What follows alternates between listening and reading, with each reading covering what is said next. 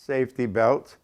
It was hooked up with a chain and went underneath the chassis of the car, and that was your belt. It was one chain held end to end, and it sat across your lap because it didn't go across your hips because it was underneath the car. And that was our safety belt. Seat belts were just around the lap, no harnesses or anything like that. Safety belt, fire extinguisher, and that was about it. And it was only a lap belt. There was no shoulder harnesses. That was about it. The rollover bars were nothing but a piece of metal or whatever you could come up with. These cars were tall, they were wide. I'm not even sure they had roll cages, although they say they did. They checked cars, but rules were made to be broken.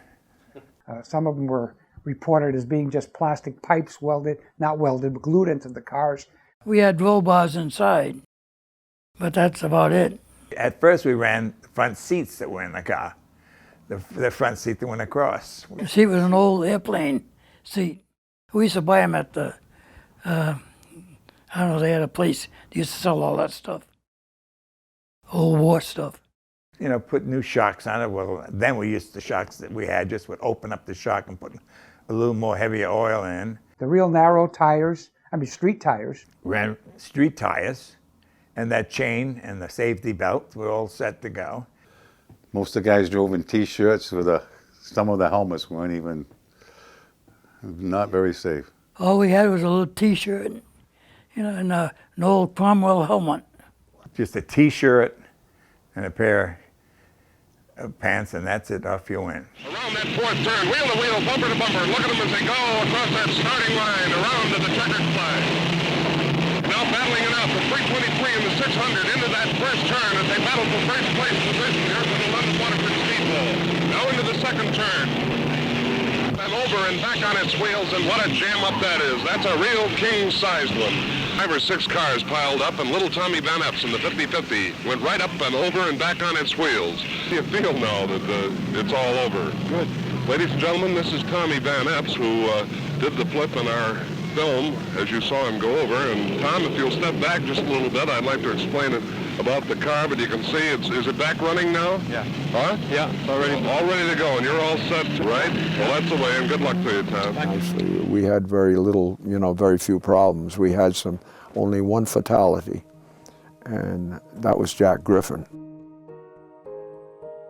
Yeah, Jack Griffin went to every race there was. Wasn't a front runner, but he loved to race. We'd go up to Canada, he'd be in Canada. No matter where we raced, Jack Griffin was there. He was a big guy, and in those days, in the modified, they were channeled and chopped. I don't know if you understand what channeling means. When they actually squeeze them close like this together, and the steering wheel's in the middle of the cockpit as opposed to one side, and then they're chopped. The roof is cut down. Cut the roof down and cut the body in half and made it a little smaller, and pushed the engine back a little, and made the car a lot lighter. And the power weight to ratio was incredible. We were a lot lighter than most of the cars that were running at that time. P.D. Jackson was his racing name. Jack Griffin was his real name. He was a sailor at the sub base, and because he wasn't supposed to be racing, and he raced in a cut down, which was very dangerous. They would chop up the cars. The driver would sit in the middle of the car and could have both hands out each door. That's how narrow the car was. And he was such a big man that his head was above the roll bars. And he bought a car that Red Boldick and myself built many years ago. He was about 6'2". The car was built for a guy that was about 5'7". I was there that night when that happened. He had a little cut down.